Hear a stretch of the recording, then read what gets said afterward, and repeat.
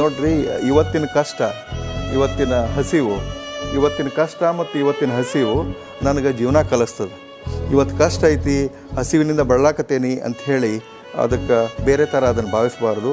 ಯುವಕರಿಗೆ ಹೇಳೋದು ಇಷ್ಟ, ಯಾರು ಭಾಳಷ್ಟು ಕಷ್ಟಪಡ್ತಾರೋ ಅವ್ರು ಮುಂದೆ ಬರ್ತಾರೆ, ಯಾರು ಕಷ್ಟಪಡೋದಿಲ್ಲ ಅವ್ರು ಮುಂದೆ ಬರೋದಿಲ್ಲ. ಈ ಶಾರ್ಟ್ ಟರ್ಮ್ ಮೆಥಡ್ ಒಟ್ಟು ಇರೋದಿಲ್ಲ. ಯಾವತ್ತೂ ರಾಜಮಾರ್ಗದೊಳಗೆ ಹೋಗ್ಬೇಕು.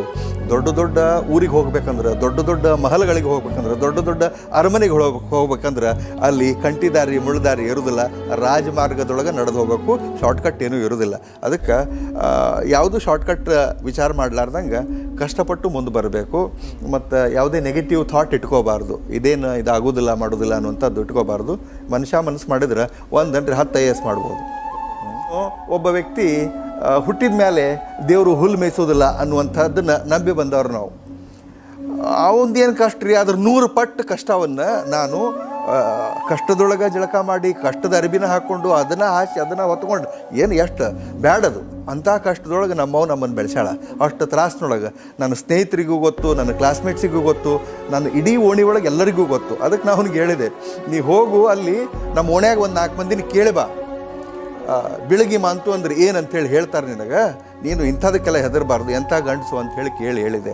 ಪ್ಲಸ್ ಆ ತಾಯಿಯರು ಅಂಥ ತಾಯಿ ಏನ್ರಿ, ಒಬ್ಬ ತಾಯಿ ಮಗುವಿಗೆ ವಿಷ ಕುಡಿ ಅಂತ ಹೇಳ್ತಾರ, ಅಥವಾ ವಿಷ ಕುಡಿಬೇಕಂತ ಸುಮ್ಮನೆ ಇರ್ತಾರ, ತೆಗೆದು ನಾ ಕೊಡೋದಿಲ್ಲ ತಾಯಿ ಅದಕ್ಕೆ. ಅದಕ್ಕೆ ನೀ ಎಂಥ ತಾಯವ ಅಂತ ಕೇಳಿದೆ. ಸ್ಪಷ್ಟವಾಗಿ ಹೇಳ್ತೇನೆ, ಯಾವತ್ತೂ ಹುಟ್ಟಿದ ಮೇಲೆ ಈಸಬೇಕು, ಇದ್ದು ಜಯಿಸಬೇಕು. ರೈಟ್, ಏನಾರ ಮಾಡಿ ಬದುಕಬೇಕು. ಸಾಧನೆ ಸಿದ್ಧಿಗೆ ರಂಗ್ ಇಂಪಾರ್ಟೆಂಟ್ ಅಲ್ರಿ. ಒಬ್ಬ ಹಮಾಲ ಫೇಮಸ್ ಆಗ್ತಾನೆ, ಒಬ್ಬ ಕಸ ಹೊಡೆಯೋ ಫೇಮಸ್ ಆಗ್ತಾನೆ, ಹೌದಾ ಇಲ್ಲ? ಮುನ್ನಾಬಾಯಿ ಸಿನಿಮಾ ನೋಡಿರಿಲ್ಲ? ಅದ್ರೊಳಗೆ ಕಸ ಹೊಡಿಯೋ ಮುದುಕ ಭಾಳ ಫೇಮಸ್ ಆಗ್ಯಾನ, ಹೌದನಿಲ್ಲ? ಶ್ರದ್ಧೆಯಿಂದ ಕಸ ಹೊಡಿತಿದ್ದವ. ಅದಕ್ಕೆ ಅವ್ರಿಗೆ ಹೇಳೋದು ಇಷ್ಟೇ, ಎಲ್ಲ ಜನರಿಗೆ, ಬಡತನ ಅದೇನೇನು ಶಾಶ್ವತ ಅಲ್ಲ, ಅದನ್ನು ಮೀರಿ ನಿಲ್ಬೋದು. ಆದರೆ ನಮ್ಮ ವ್ಯಕ್ತಿತ್ವ ಏನೈತಲ್ಲ ಅದು ಶಾಶ್ವತ. ಬಾಲ್ಯ ಭಾಳ ಕಷ್ಟದಾಯಕಿತ್ತು ರೀ. ಅದನ್ನು ಈ ಒಂದು ಸಣ್ಣ ಇಂಟರ್ವ್ಯೂನೊಳಗೆ ಹೇಳೋಕ್ಕಾಗೋದಿಲ್ಲ. ಬರೆದ್ರೆ ಸಂಪುಟಗಳಷ್ಟು ಪುಸ್ತಕ ಹಾಕಾವ. ಆದ್ರೆ ಒಂದು ಸ್ವಲ್ಪ ಹೇಳೋಕ್ಕೆ ಇಷ್ಟಪಡ್ತೀನಿ. ಬಹಳಷ್ಟು ಕಷ್ಟ. ಉಣ್ಣಕ್ಕೂ ಇಲ್ಲ, ತನ್ನಕ್ಕೂ ಇಲ್ಲ, ಎದೆದಕ್ಕೂ ಇಲ್ಲ. ಇನ್ನೇನು ಪೂರ್ತಿ ತಾಯಿ ಮಡ್ಲಲ್ಲಿ ಸಿನಿಮಾದೊಳಗೆ ಎಲ್ಲ ಮಕ್ಕಳಿಗೂ ವಿಷ ಕೊಟ್ಟು ತಾನೂ ಸಾಯ್ಬೇಕಲ್ಲ, ಅಂಥ ಪರಿಸ್ಥಿತಿ ಇದ್ದರೂ ಕೂಡ ನಮ್ಮವ್ವ ನಮ್ಮನ್ನು ನೀರು ಕುಡಿಸಿ ಬೆಳೆಸಿದ್ಲು. ಧೈರ್ಯದಿಂದ ಇರುನು, ಇಂದಿಲ್ಲ ನಾಳೆ ನಮ್ಮದು ಒಂದು ದಿವಸ ಬರ್ತತಿ ಅಂಥೇಳಿ ಆ ದಿವಸ ಇವತ್ತು ಬಂದತಿ. ಭಾಳ ತ್ರಾಸನ್ಯಾಗ ಬದುಕೀವಿ ನಾವು. ನನಗೆ ಹಾಕೊಳಕ್ಕೆ ಚಪ್ಪಲ್ ಇಲ್ಲದೆ ಯೂನಿವರ್ಸಿಟಿ ಒಳಗೆ PG ಮಾಡೀನಿ. ಗೋಲ್ಡ್ ಮೆಡಲ್ ತೊಗೊಳತ್ನಾಗ ಮತ್ತೊಬ್ಬರು ಬೂಟ್ ಹಾಕ್ಕೊಂಡು ಗೋಲ್ಡ್ ಮೆಡಲ್ ತೊಗೊಂಡೇನಿ. ಮತ್ತೊಬ್ಬರು ಕೋಟ್ ಹಾಕ್ಕೊಂಡು, ಮತ್ತೊಬ್ಬರು ಅರ್ಬಿ ಹಾಕ್ಕೊಂಡು ಶಾಲೆ ಕಲ್ತೀವಿ. ಭಾಳಷ್ಟು ಕಷ್ಟ. ನಾನು ಟ್ಯೂಷನ್ ಹೇಳಿದ್ರೆ PG ಒಳಗೆ ಒಬ್ಬ ಡಾಕ್ಟ್ರ್ ಮಗಗೆ ಟ್ಯೂಷನ್ ಹೇಳ್ತಿದ್ದೆ. ನನಗೆ ಫೀ ಏನು ಗೊತ್ತಾನ? ಮುಂಜಾನೆ ನಾಷ್ಟ ಅಂದ್ರೆ ಅದಕ್ಕೂ ತ್ರಾಸಿತ್ತು ನಮಗೆ. ಭಾಳ ಕಷ್ಟ ಅದಾವ. ಅದನ್ನು ಇಷ್ಟು ಟೈಮ್ನೊಳಗೆ ಹೇಳ್ಕೊಳಕ್ಕಾಗೋದಿಲ್ಲ.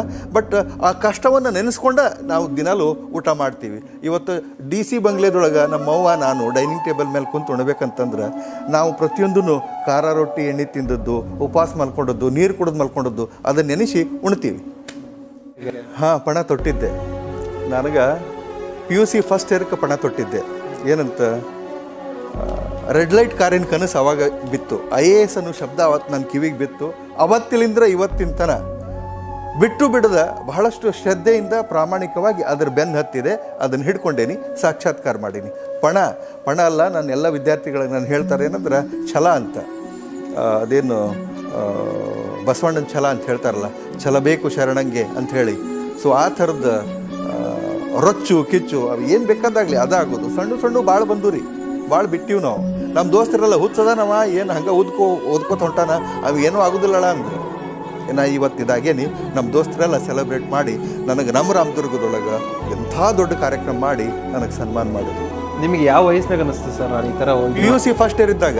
ಮ್ಯಾಟ್ರಿಕ್ ಮುಗಿಸಿ ಫಸ್ಟ್ ಇಯರ್ಗೆ ಜಾಯ್ನ್ ಆದ್ನಲ್ಲ, ಅವಾಗ ನಮ್ಮ ಸರು, ನಾನು ಸೈನ್ಸಿಗೆ ಹಚ್ಚಿದ್ದೀನಿ ರೀ. ಫಸ್ಟ್ ಕ್ಲಾಸ್ ಆದ್ಮೇಲೆ ಸೈನ್ಸಿಗೆ ಹಚ್ಬಿಡೋದು. ನಾನು ಹಚ್ಚಿದ್ನಿ. ಫೀ ತುಂಬಕ್ಕಾಗಲಿಲ್ಲ. ಬರೀ 260 ರೂಪಾಯಿ ಇತ್ತು, 65 ರೂಪಾಯಿ ಫೀ ತುಂಬಕ್ಕಾಗಲಿಲ್ಲ. 1-2 ತಿಂಗಳು ಸಾಲಿಗೆ ಹೋಗಿ ಆಮೇಲೆ ಫೀ ತುಂಬಲಿಲ್ಲ ಅಂದ್ರೆ ಬಿಟ್ಟು ಬಿಡು ಅಂತಂದರು. ನಮ್ಮ ಮನ್ಯಾಗ ಜಗಳ ತೆಗೆದ್ನಿ, ಕೊಡ್ರಿ ಅಂತೇಳಿ. ಎಲ್ಲಿಂದ ಕೊಡ್ತಾರೆ? ಸಾಲಿನ ಬಿಟ್ಟು ಬಿಡ್ನಿ ಅಂದ್ರೆ ಅವರು. ಅದಕ್ಕೆ ಆರ್ಟ್ಸಿಗೆ ಹಚ್ಚು, ಫೀ ಕಡಿಮೆ ಐತಿ ಅಂತ. ಮುಂದೆ ಏನಾರ ಒಳ್ಳೇದಾಕತ್ತೆ ಅಂತಲ್ಲ, ಕಾಲೇಜಿಗೆ ಹೋಗ್ಬೇಕು ಅನ್ನೋ ಆಸೆ ಇದ್ರೆ, ಚಟ ಇದ್ರೆ ಹೋಗು, ಆದ್ರೆ ಆರ್ಟ್ಸಿಗೆ ಹಚ್ಚು, 30 ರೂಪಾಯಿ ಐತೆ ಅಲ್ಲಿ ಅಂತ. ಸೊ 30 ರೂಪಾಯಿ ಫೀ ಕೊಟ್ಟು ಅಲ್ಲಿ ಸಾಲಿಗೆ ಹಚ್ಚಿರ ನಂದು.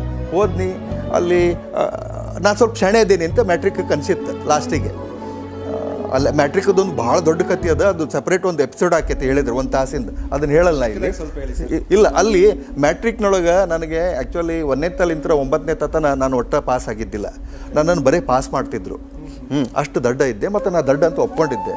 ಆದ್ರೆ ಒಂದು ಇವೆಂಟ್ನೊಳಗೆ ನಮ್ಮ ಎಲ್ಲ ಸ್ನೇಹಿತರು ಒಂದು ಸಲ 6 ತಿಂಗಳ ಪರೀಕ್ಷೆ ಸಮೀಪ ಬಂದಾಗ ನೀ ಎಷ್ಟು ತಾಸು ಓದ್ತಿಲೆ ನಿಂದು ಎಷ್ಟಲೆ ಅಂತ ಚರ್ಚೆ ಮಾಡಾಕತ್ತಿದ್ವಿ ನಾವು. ಅವಾಗ ಒಬ್ಬ 12 ತಾಸಂದ, ಒಬ್ಬ 16 ತಾಸಂದ, ಹಿಂಗೆ ಎಲ್ಲರೂ ಹೇಳ್ಕೊತ ಒಬ್ಬೊಬ್ಬರು ಒಂದೊಂದು ಹೇಳಾಕತ್ತಿದ್ರು. ಒಬ್ಬ ಕೇಳಿ ನಿನ್ಲೆ ಅಂತ ನಾನು ಕೇಳಿದೆ.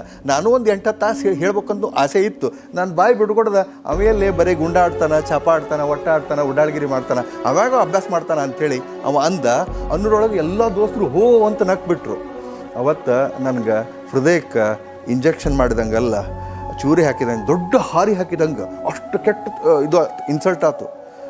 ಭಾಳ ಅಂದ್ರೆ ಭಾಳ ಮನ್ಸಿಗೆ ಹಚ್ಕೊಂಡು ಅವತ್ತು ರಾತ್ರಿ ಎಲ್ಲ ಊಟನ ಮಾಡಲಿಲ್ಲ. ಏನಾಗೈತಿ ಅಂತ ನಮ್ಮ ಹೋಗಿ ಕೇಳಿಳು, ಎಲ್ಲರೂ ಕೇಳಿ ಏನು ಹೇಳಿಲ್ಲ. 1 ದಿವಸ ಹೋತು, 2 ದಿವಸ ಹೋತು, 3 ದಿವಸ ಹೋತು, ಸುಮಾರು 8 ದಿವಸ ಒಂಥರ ಮೆಂಟಲಿ ಅಪ್ಸೆಟ್ ಥರ ಇದ್ದೆ. ಆಮೇಲೆ ಒಂದು ನಿರ್ಧಾರ ಮಾಡಿದೆ, ಏನಂತ, ಇವ್ರು ಯಾರ್ಯಾರು ನಕ್ಕಾರಲ್ಲ ಮಕ್ಕಳು, ಎಲ್ಲ ಸಬ್ಜೆಕ್ಟ್ನಾಗೂ ಇವ್ರೆಲ್ಲರಿಗಿಂತ 1 ಮಾರ್ಕ್ಸ್ ಜಾಸ್ತಿ ತೊಗೋಬೇಕಂತ ನಿರ್ಧಾರ ಮಾಡೀನಿ. ಒಮ್ಮೆ ಪಾಸ್ ಆಗಲ್ದವ, ಪಾಸ್ ಮಾಡೋದು ಬೇರೆ, ಪಾಸ್ ಆಗೋದು ಬೇರೆ. I was passed.